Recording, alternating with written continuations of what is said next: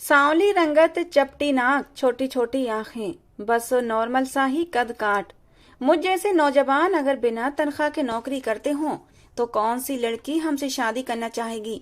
लेकिन शायद किसी को भी इस बात पर विश्वास न आए। इस नेहा ने मुझसे शादी के लिए खुद कहा था, बल्कि मेरी विनती की थी। हालांकि वो बहुत ही हसीन कम उम्र लड़की थी और दौलतमंद भी थी। लेकिन मैं नहीं जानता था कि शादी के बाद जो हकीकत मुझ पर खुलने वाली है वो मेरे जीने का हक ही मुझसे छीन लेगी। आज जो कुछ मेरी पत्नी स्नेहा ने मुझे कहा था, मेरा जी चाहा जमीन फटे और मैं उसमें समा जाऊं, या फिर खुदकुशी कर लूं या अपनी पत्नी स्नेहा का गला दबा दूं। आज मुझे स्नेहा की बातें सुनकर अपना आप बहुत छोटा और मामूली सा लग रहा था, जितना इससे पहले कभी नहीं लगा था। मैं आज भी अपने इस पुराने से 2 कमरों के घर के आंगन में बैठा फूट फूट कर रो रहा था। गांव में मेरा छोटा सा मकान था। एक किराने की दुकान पर मैं नौकरी करता था, लेकिन मुझे तनख्वाह नहीं मिलती थी। वो आदमी मुझे महीने भर का राशन दे देता था। हालांकि मेरे माँ बाप जिंदा नहीं थे, इसलिए मैं अकेला ही होता था और इसीलिए मेरा गुजर बसर उस राशन से हो जाता था। मेरे माँ बाप जिंदा होते तो शायद मेरी शादी कहीं न कहीं करवा भी देते, लेकिन मुझ जैसे कंगाल मर्द को कौन भला अपनी बेटी दे सकता था। मेरी उम्र इस समय 38 साल के लगभग हो चुकी थी। लड़कियों के रिश्ते तो दूर, मुझसे तो कोई औरत भी शादी के लिए राजी न थी। मामूली शक्ल सूरत के अलावा मेरे अंदर एक और कमी थी कि मुझे नींद में बातें करने की आदत थी। कभी कभी जब अकेला होता तो मैं खुद ही बड़बड़ाने लगता था। सामने वाला देखता तो उसे ऐसा लगता जैसे मैं खुद से बातें कर रहा हूँ। जब इंसान तन्हाई से तंग आ जाता है तो शायद मेरी तरह ही बावला हो जाता है। मैं 20 साल का था जब मेरे माँ बाप एक हादसे का शिकार होकर इस दुनिया से चले गए थे। उस हादसे ने मेरे दिमाग पर बहुत बुरा असर किया था और उसके बाद मुझे अपनाने और गले लगाने के बजाय मेरे चाचा और ताऊ जी ने मुझे घर से निकाल दिया, मुझे अकेला छोड़ दिया था। हालांकि मेरे पापा की जिंदगी में मेरे चाचा मुझे बहुत ज्यादा मोहब्बत जताते थे। एक तो मुझ पर मेरे माँ बाप के बिछड़ जाने का सदमा था, दूसरा मेरा कोई बहन भाई भी न था और जो रिश्तेदार थे वो भी मुझे छोड़ गए थे। शुरू शुरू में ही मेरा दिमागी संतुलन बिगड़ने लगा था। मुझे अपने माँ बाप की याद आने लगती तो मैं अकेला कमरे में बैठा फूट फूट कर रोने लगता था। अपने मरे हुए माँ बाप को पुकारने लगता। रात के सन्नाटे में जब मेरी चीखें गूंजती तो आसपास रहने वाले लोग मुझे पागल समझते थे। एक मर्द होते हुए भी मुझे खाली घर से कभी कभी डर महसूस होने लगता था और कभी कभी मैं बिल्कुल नॉर्मल इंसान की तरह से जीने लगता था। लेकिन एक बात की कमी मेरी जिंदगी में जरूर थी और वो थी किसी हमसफर साथी की, जिससे मैं अपने दिल की बात कह सकता। तन्हाई का नाग बड़ा ही जहरीला होता है, ये मैं ही जानता था या फिर वो जानती थी। मेरी जिंदगी इसी डगर पर चल रही थी, यहाँ तक कि मैं 38 साल का हो गया था। अब तो शादी की उम्मीद भी मैंने अपने दिल से निकाल दी थी। मैं खुद से बिल्कुल मायूस हो चुका था। लेकिन एक दिन अचानक से एक लड़की मेरी जिंदगी में आ गई, जिसने मेरी जिंदगी को एक दिन में ही बदल कर रख दिया था। वो 25 साल की खूबसूरत लड़की थी जिसका नाम स्नेहा था। लेकिन जब मुझे उसकी हकीकत मालूम हुई तो मेरे रोंगटे खड़े हो गए थे। मेरी पहली मुलाकात स्नेहा से उसी दुकान पर हुई थी जहां मैं काम करता था। मैं उस किराने की दुकान पर ही बैठा हुआ था। मेरा मालिक मुझे अकेला छोड़कर अपने घर गया था। गर्मियों की दोपहर थी और हुमस भरा मौसम था। इस गर्म दोपहर में दिन के समय कोई भी अपने घरों में निकलना पसंद नहीं करता था, सब घरों में रहना पसंद करते थे। इस वक्त तो कोई ग्राहक भी नहीं आता था। मेरा मालिक अपने घर चला गया। मैं पसीने से सराबोर वहीं बैठा था। इस वक्त भी खुद से बातें करने में बिजी था। कोई साथी तो था नहीं, इसलिए खुद से ही बातें करके अपने दिल को बहला लिया करता था। किसी को अगर अपने दुख दर्द की बातें सुनाने की कोशिश भी करता तो कोई मेरे दिल की बात सुनता ही नहीं था, मुझे इग्नोर करके आगे बढ़ जाता था। इसलिए मैंने लोगों को अपना दर्द बताना ही छोड़ दिया था। मैंने खुद को ही अपना साथी बना लिया था। इस समय भी मैं खुद से ही बातें करने में बिजी था। मुझे ऐसा लग रहा था जैसे सामने मेरी माँ बैठी हैं और मैं उनसे अपने दिल की बातें कर रहा हूँ। मेरे पास ख्यालों के सिवा कुछ था भी नहीं। मेरे शिकवे बस अपनी माँ के ख्याल से ही जारी रहते थे। मैं आंखें बंद किए अभी यही कह रहा था कि माँ मुझे छोड़कर क्यों चली गई, कि तभी एक आवाज पर मैं चौंकने पर मजबूर हुआ था। मैंने आंखें खोलकर देखा तो सामने एक बहुत ही खूबसूरत मॉडर्न सी लड़की खड़ी थी। गर्मी से बौखलाई हुई लग रही थी। उसकी गाड़ी मेरी दुकान के सामने खड़ी थी। उसने अपनी आंखों से काला चश्मा उतारा और मुझसे पानी की बोतल मांगने लगी। कहने लगी, मुझे जल्दी से ठंडा पानी दे दो। मैंने जल्दी से अपनी कुर्सी से खड़ा हुआ, फिर से ठंडे पानी की बोतल निकाल कर उसे दे दी। वो शायद कहीं दूर से सफर करके आ रही थी। हमारे गांव में ऐसी मॉडल लड़कियां नहीं होती थीं। उसके कपड़े और कीमती गाड़ी से ही लग रहा था कि अमीर बाप की बेटी है। उसने मुझसे बोतल छीनी और जल्दी से मुंह को लगा दी। उसे प्यास बहुत तेजी की लगी हुई थी, इसलिए वो बोतल मुंह को लगाए पानी पीने लगी। पानी को खत्म करने के बाद उसने मुझे बिना पूछे 500 का नोट पकड़ाया और चली गई। मैं उसे कहता रहा कि ये बहुत ज्यादा पैसे हैं, आप बाकी पैसे वापस ले जाएं। लेकिन वो ये कहकर चली गई कि आप रख लें। मुझे बड़ी हैरत हुई, लड़की कितनी अच्छी है जो मुझे इतने सारे पैसे देकर चली गई। मैंने बोतल की असल कीमत के पैसे दराज में रखे और बाकी के पैसे अपनी जेब में डाल लिए। मैं बहुत खुश था, पहली बार मेरी जेब में पैसे आए थे। मेरा मालिक मुझे बस राशन देता था। हमेशा मैं एक एक पैसे के लिए तरसता रह जाता था। अगले दिन वो लड़की फिर से दुकान पर आई और मुझसे बिस्किट और जूस मांगने लगी। इस बार भी वो पैसे कुछ ज्यादा देने लगी, लेकिन इस बार मैंने उसे साफ मना कर दिया। मैं उससे ज्यादा पैसे हरगिज नहीं ले सकता था और मैंने इतने पैसों का करना भी क्या था। लेकिन अब तो वो लड़की रोज ही मेरी दुकान पर आने लगी थी। जब तक वो जूस पीती, मुझे गौर से देखती रहती। वो मुझसे चीजें खरीदती और चली जाती और जाते हुए मुझे ज्यादा पैसे देने की कोशिश करती थी, लेकिन मैं हर बार इनकार कर देता। वो मुझे मुस्कुराकर देखकर चली जाती। लेकिन एक बार जो उस लड़की ने हिम्मत दिखाई, मैं हैरान रह गया था। मुझे हैरत का झटका लगा जब वो एक बार मेरे घर तक पहुंच गई। सुबह सुबह मेरे घर का दरवाजा बड़ी जोर से धड़धड़ाया गया था। गर्मियों का मौसम था, इसलिए मैं बाहर आंगन में ही सो जाया करता था। मेरे घर कभी कोई आता जाता नहीं था, इसलिए जब मेरे घर के दरवाजे पर दस्तक हुई तो पहले मुझे अपना वहम लगा था, लेकिन उसके बाद दरवाजे को जोर से खटखटाया गया। मैं हड़बड़ाकर उठ बैठा, जल्दी से चारपाई से नीचे उतरा और दरवाजा खोला। देखा तो सामने वही लड़की खड़ी थी। मुझे देखकर बड़ी हैरत हुई थी। वो लड़की और मेरे घर, लेकिन क्यों? मैं ऐसे उसे देखे जा रहा था। वो मुझसे कहने लगी, क्या मैं अंदर आ सकती हूँ? उसकी आवाज सुनकर मैं अपनी हैरत से बाहर आया। मैं चौंक कर पीछे हट गया। वो लड़की मेरे घर में दाखिल हो गई। उसकी गाड़ी भी बाहर ही खड़ी थी, जो मुझे नजर आ गई थी। मुझे लगा शायद वो मेरी कुछ मदद करने आई होगी, अपनी जान का सदका वगैरह देकर चली जाएगी। मुझ जैसे गरीब पर कोई तरस ही खा सकता है, मगर जब मैं उसे साफ मना कर देता हूँ तो वो क्यों मेरे पीछे पड़ी है? किसी और के साथ भला कर दे। मुझे पैसों की जरूरत नहीं थी, लेकिन जो बात उसने मुझसे कही, हैरत उसके सामने छोटा सा शब्द था। मैं तो अपनी जगह पत्थर बन गया था, हिल भी नहीं पाया था। बिना आंखें झपकाए उसे देख रहा था। मैंने कहा, आप शायद होश में नहीं हैं। मैंने हैरत से उसे तकते हुए कहा था। मुझे लगा वो कुछ गलत बोल गई है। वो कम उम्र खूबसूरत लड़की भला मुझसे शादी क्यों करना चाहती है? मैं ना तो अमीर हूँ, ना ही कोई हसीन नौजवान। मैं आम सी शक्ल सूरत से भी आम शक्ल सूरत का 48 साल का मर्द था, वो भी बिल्कुल कंगला। मुझे तो गरीब भी अपनी बेटी देने को तैयार न थे, ये तो फिर भी अमीर लड़की थी। फिर क्यों उसने मुझसे शादी के लिए कहा था? वो कहने लगी, मैं तुम्हारे बारे में सब कुछ जानती हूँ, मुझे इस शादी पर कोई ऐतराज नहीं है। ऐसा हसीन तो कोई सपना ही हो सकता है, हकीकत नहीं। मैंने कहा, आप क्यों मुझसे शादी करना चाहती हैं? मैं आपको दे ही क्या सकता हूँ? ना मेरे पास अपना घर है और ना ही कोई रोजी रोटी का इंतजाम। वो कहने लगी, मेरे पास सब कुछ है, मुझे कुछ भी नहीं चाहिए और मुझे किसी चीज की जरूरत भी नहीं है। बस तुम मुझे अच्छी लगी हो, इसलिए मैं तुमसे शादी करना चाहती हूँ। ऐसी बात सुनकर यकीन करना मुश्किल सा होता है। मैं भी सोच में डूबा हुआ था। मेरा दिमाग इस टाइप की मेहरबानी को स्वीकार नहीं कर पा रहा था। मैं तो ये भी नहीं सोच सकता था कि ये मेरे हुस्न पर फिदा हो गई होगी। मैं तो ऐसा मर्द था कि आम सी शक्ल सूरत की औरतें भी मुझे देखकर नफरत से मुंह फेर लेती थीं, और ये तो अच्छी खासी हसीन खूबसूरत लड़की थी। वो कहने लगी, तुम्हें ज्यादा सोचने की जरूरत नहीं है, हम आज ही शादी कर लेंगे और तुम मेरे साथ मेरे घर पर रहोगे।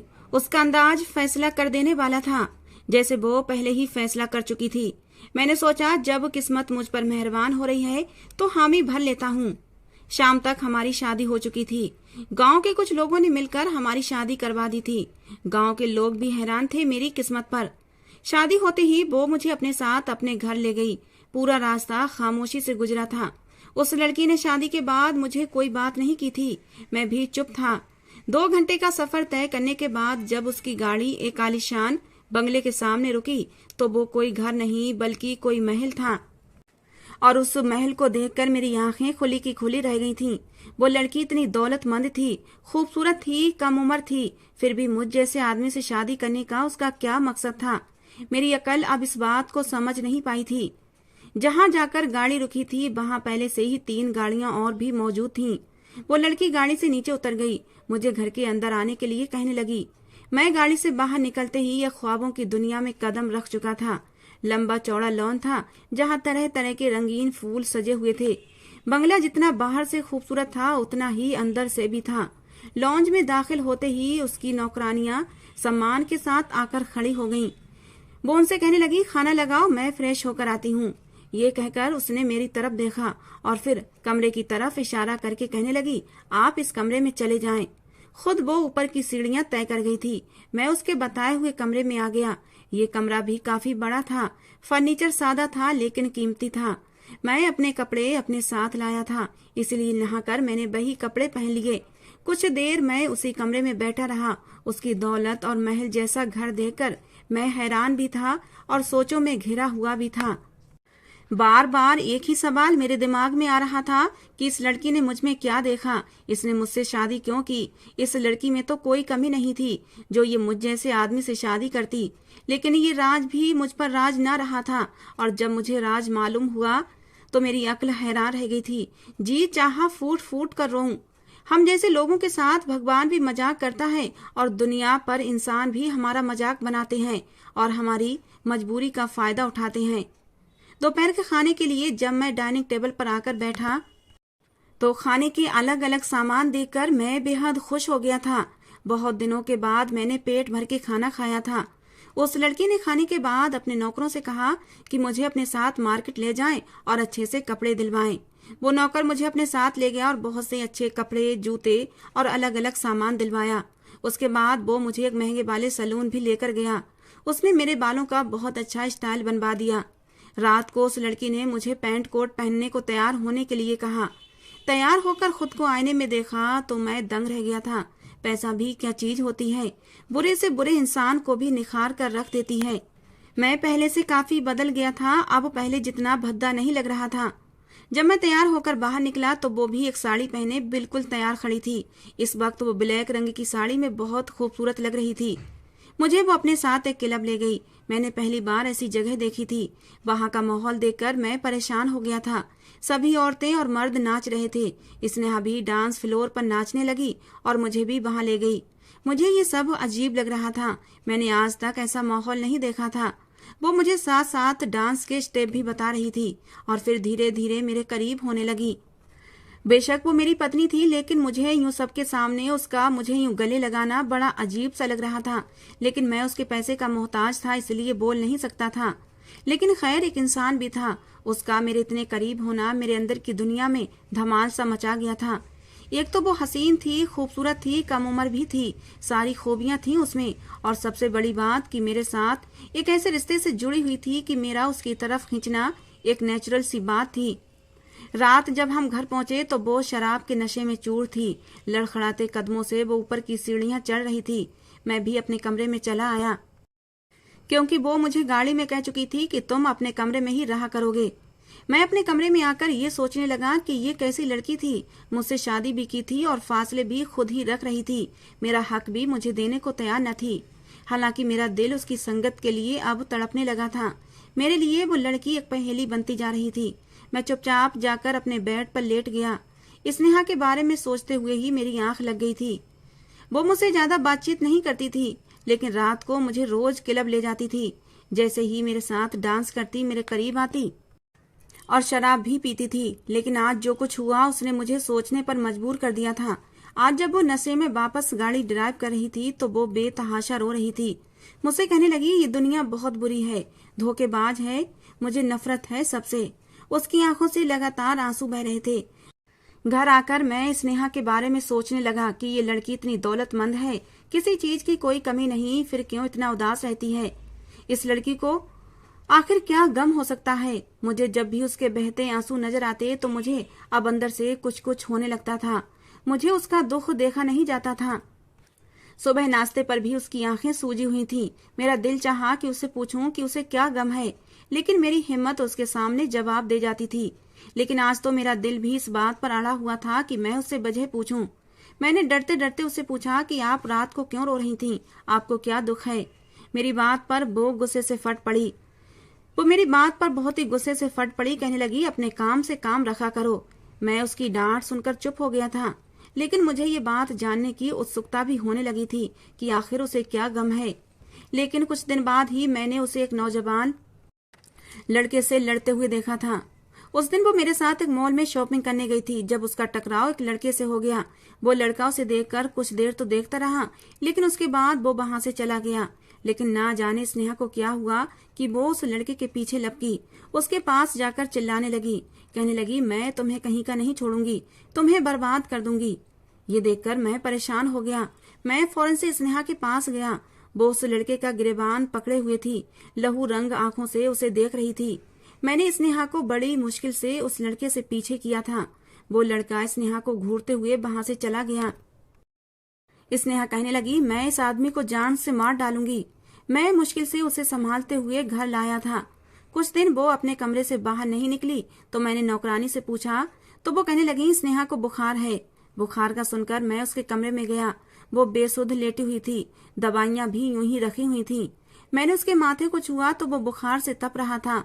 मैंने उसके सर पर पानी की पट्टियां रखी। वो शायद बहुत रोई थी, उसकी आंखें बहुत ही सूजी हुई थीं। ना जाने वो लड़का कौन था और स्नेहा क्यों से लड़ रही थी। वो अभी नींद की असर में थी और सोते हुए भी सिसक रही थी। मुझे उस पर तरस सा आने लगा था। शायद मेरी तरह वो भी तन्हाई का शिकार थी। मैंने आज तक कभी उसके किसी रिश्तेदार को नहीं देखा था। उसके पास पैसा तो खूब था, लेकिन कोई अपना नहीं था। शायद उसके माँ बाप भी जिंदा नहीं थे। वो तो इस बड़े से महल में अकेली ही रहती थी। मैं पूरी रात उसकी सेवा करता रहा। सुबह जब नींद से जागी तो वो मुझे देखकर नजरें चुराने लगी। कहने लगी, आपको मेरी चिंता करने की जरूरत नहीं थी। मैंने कहा, तुम मेरी पत्नी हो और मेरा फर्ज है कि तुम्हारी तकलीफ में तुम्हारा ख्याल रखूं। मैं ये कहकर उसे नाश्ता करवाने लगा। वो चुपचाप मुझे ही देख रही थी और मेरे हाथ से नाश्ता भी कर रही थी। फिर वो रोने लगी। कहने लगी, मेरा कोई भी अपना नहीं है। मेरी माँ बचपन में ही मर गई थी और मेरे पापा दूसरे देश में रहते थे, कभी कभी ही यहाँ आते थे। मैं अब तक नौकरों के रहमो करम पर ही पली हूँ। मैं उसकी बातें खामोशी से सुनता रहा। मेरा और उसका दुख एक जैसा था। वो भी तन्हा थी और मैं भी। अब वो मुझसे कुछ कुछ बातें कर लेती थी। हम अभी तक पति पत्नी तो नहीं बन पाए थे, लेकिन धीरे धीरे अच्छे दोस्त जरूर बन गए थे। वो मुझसे ढेर सारी बातें करती थी। अपने पापा की भी बातें करती, जिनका 1 साल पहले देहांत हुआ था। एक बार मैंने उससे उस लड़के के बारे में पूछा कि वो कौन था, तो वो चुप हो गई और फिर उसके चेहरे पर गुस्सा सा दिखाई देने लगा। कहने लगी, मुझे उस आदमी से नफरत है, मुझसे उसके बारे में कुछ भी बात मत करो। मैंने भी उसे दोबारा नहीं कुरेदा, लेकिन एक बार मैं ये देखकर चौंक गया कि जब वो लड़का उसके कमरे से बाहर निकल रहा था, मुझे हैरत हुई कि वो लड़का स्नेहा के घर और कमरे में क्या करने गया था। मैं स्नेहा के कमरे में गया तो आज वो बहुत खुश नजर आ रही थी। मुझे हैरत भी हुई कि वो तो उस आदमी से नफरत करती थी, लेकिन जो बात स्नेहा ने मुझे बताई वो सुनकर तो मेरे होश उड़ गए थे। मेरे पैरों तले से जमीन निकल गई थी। स्नेहा कहने लगी, ये लड़का मेरा पहला पति था। ये सुनकर मैं आंखें फाड़े उसे देखने लगा। वो कहने लगी, मैंने इससे टूटकर मोहब्बत की थी। मोहब्बत नहीं, इश्क किया था, और ये भी मुझे चाहता था। हम दोनों की मोहब्बत की शादी हुई थी, लेकिन इसके बाद इस लड़के को अपनी पर्सनल सेक्रेटरी से मोहब्बत हो गई और उसकी खातिर इसने मुझे तलाक दे दी। मैं बहुत रोई थी, इसकी बहुत विनती की थी, लेकिन ये नहीं माना और मुझे छोड़कर चला गया। इसे लगा मैं इसकी याद में हमेशा रोती रहूंगी, खुद को बर्बाद कर लूंगी, किसी को भी अपना नहीं सकूंगी, क्योंकि इसे लगता था कि मैं सारी जिंदगी इसकी मोहब्बत में ही तड़पती रहूंगी। और शायद ये सच भी था। मैं इसे दीवानों की तरह मोहब्बत करती थी और शायद ये मेरी दीवानगी देखकर ही उम्मीद लगाए बैठा था कि मैं इसकी मोहब्बत में खुद को तबाह बर्बाद कर लूंगी। और फिर मैंने जिद में आकर आपसे शादी की थी, लेकिन इस रिश्ते को दिल से स्वीकार नहीं कर सकी थी। शायद इसलिए कि मेरे दिल में कहीं ना कहीं आज भी वही मौजूद है। और जब शॉपिंग सेंटर पर इस आदमी ने मेरे साथ आपको देखा तो इसे एहसास हुआ कि वो भी मुझसे मोहब्बत करता है। इसलिए अब वो मेरे पास आया था कि मैं आपसे तलाक ले लूं तो वो मुझसे दोबारा शादी कर लेगा। मैं किसी पत्थर की तरह उसकी बातें सुन रहा था। वो मुझे सिर्फ इसलिए यहाँ लेकर आई थी ताकि अपने पुराने पति के दिल में दोबारा अपनी मोहब्बत को जगा सके। हम गरीब पैदा ही अमीर लोगों के हाथ का खिलौना बनने के लिए होते हैं, जिसे वो जब चाहें हमसे खेलें और जब चाहें हमें अपनी जिंदगी से निकाल सकते हैं। शायद अब वो लड़का स्नेहा को फिर से अपना लेगा और मेरा काम शायद खत्म हो चुका था। इससे पहले स्नेहा मुझे कुछ और कहती, मैं उसके चेहरे की मुस्कुराहट देखकर समझ गया था कि अब वो मुझसे छुटकारा हासिल करने का कहेगी। मैं खामोशी से उसके कमरे से बाहर आ गया था। मैं बिल्कुल टूट गया था। मैं कमरे में आया तो आईने के सामने खड़ा हो गया। मेरा सांवला रंग, मेरे आम से नए नक्श उस लड़के के मुकाबले कुछ भी तो नहीं थे। वो मुझसे कहीं ज्यादा खूबसूरत और हैंडसम था, दौलतमंद भी था और सबसे बड़ी बात स्नेहा की मोहब्बत था। मैंने अपने बहते आंसू साफ किए और अपना बैग उठाया जो मैं अपने साथ लाया था। मैंने बस एक खत स्नेहा के नाम लिखा और वहां से वापस अपने गांव चला गया। मैं अब स्नेहा से मोहब्बत करने लगा था, लेकिन जानता था उस लड़के को ही चाहती है। इसलिए स्नेहा के मुंह से ये नहीं सुन सकता था कि वो मुझसे अपने मुंह से तलाक मांगे। इसलिए मैं उसे खत लिखकर दे आया था कि कुछ दिन बाद ही उसे तलाक के कागजात दे दूंगा ताकि वो अपने पुराने पति से दोबारा शादी कर सके, जो उसकी मोहब्बत था। मुझ में इतनी हिम्मत ही न थी कि मैं उसे सामने से तलाक देता। घर पहुंचकर मैं बहुत अरसे बाद फूट फूट कर रोया था। मेरे नसीब में शायद यही तन्हाई लिखी थी। मैं सोच चुका था कि मैं 2 दिन तक स्नेहा को तलाक के कागजात भिजवा दूंगा, लेकिन सुबह मेरे घर का दरवाजा बड़ी जोर से धड़धड़ाया गया था। मैं हड़बड़ा के उठा था। मैंने दरवाजा खोला तो स्नेहा सामने खड़ी थी और रो भी रही थी। मेरे घर में बड़े गुस्से से दाखिल हुई थी और मेरे सामने ही वो खत जो मैं उसके लिए छोड़कर आया था मेरी आंखों के सामने फाड़ दिया। कहने लगी, आप भी मुझे छोड़कर चले आए, आपने भी मुझे तन्हा कर दिया। आखिर ऐसा क्यों किया आपने? मैंने ऐसा क्या किया जो आप मुझे इतनी बड़ी सजा देना चाहते हैं? मुझे क्यों तलाक देना चाहते हैं? मैंने कहा, तुम उस आदमी से मोहब्बत करती हो और वो भी तो तुम्हें अपनाना चाहता है, और फिर वो तुम्हारे बराबर का है, तुम्हारी तरह खूबसूरत है, दौलतमंद है, बिल्कुल तुम्हारे जैसा है। मैं भला कहाँ तुम्हारे काबिल हूँ? न मैं खूबसूरत हूँ, न हैंडसम हूँ और न ही दौलतमंद हूँ। मेरी बात सुनकर वो मेरे सामने आकर खड़ी हो गई। कहने लगी, आपको क्या लगता है जो मुझे पहली बार बसा न सका वो दूसरी बार बसाएगा? हाँ, मैंने उससे मोहब्बत की थी, लेकिन उसने नहीं की थी। वो सेल्फिश था, उसे खुद की परवाह थी, उसे खुद से मोहब्बत थी। वो समझता था मैं उसके ठुकराए जाने के गम को सीने से लगा लूंगी और अपनी जिंदगी यूं ही तड़पते हुए गुजार दूंगी। उसे तकलीफ ये हुई थी कि मैंने आपसे शादी करते वक्त खूबसूरती को पहले नहीं रखा था और बस यही बात उसे बर्दाश्त नहीं हुई थी। मैं इसलिए खुश थी। वो हमेशा के लिए खुद से सवाल करता रहेगा कि मैंने उसके सामने जिस इंसान को लाकर रखा, उसके मुकाबले जिस इंसान को चुना, वो उससे बिल्कुल उलट है। अब वो इसी आग में जलता रहेगा कि आखिर आपके अंदर ऐसी क्या खूबी थी जो मैंने उसका गम दिल से लगाने की बजाय आपको अपना हमसफर चुन लिया। वो इसी आग में जलता रहेगा। उसको लगेगा शायद मैं आपसे मोहब्बत की शादी की हूँ क्योंकि आपके पास खूबसूरती और पैसा नहीं है जिसे देखकर मैं आपसे शादी करती। एक आम से नए नक्श वाले आम से लड़के से शादी मैं तभी कर सकती हूँ जब मुझे उससे मोहब्बत होगी, और यही दर्द मैं उसे देना चाहती थी। ठीक है, मैं मानती हूँ कि मैंने आपसे शादी जिद में की थी, लेकिन जो फिक्र और मोहब्बत आप मुझे दिखाते थे और जैसे दोस्तों की तरह मेरी सारी बातें सुनते थे, मेरे दिल में आपका स्थान बहुत ऊंचा हो चुका है। मैं आपके बगैर नहीं रहना चाहती। मुझे आप जैसे दोस्त की जरूरत है जिसे मैं अपने दिल की बात बिना झिझक कह सकूं। वो मेरा हाथ थाम कर बोली, फिर कहने लगी, मेरे साथ चलें, मैं आपके बगैर नहीं रहूंगी। मैंने स्नेहा को समझने में गलती की थी। वो उस आदमी की हार पर खुश थी, उसे अपनाना नहीं चाहती थी। औरत मोहब्बत और इज्जत की भूखी होती है। मोहब्बत के बदले मोहब्बत चाहती है, जो उसे अपने पुराने घमंडी पति से नहीं मिली थी बल्कि मुझसे मिली थी। दोस्तों, आज की हमारी ये कहानी आपको कैसी लगी जरूर बताना। पसंद आई हो तो प्लीज लाइक करना। रोज ऐसी और कहानियां सुनने के लिए हमारे चैनल को भी सब्सक्राइब करना। मिलते हैं दोस्तों अगली किसी नई कहानी के साथ। कहानी को पूरा सुनने के लिए आप लोगों का बहुत बहुत धन्यवाद।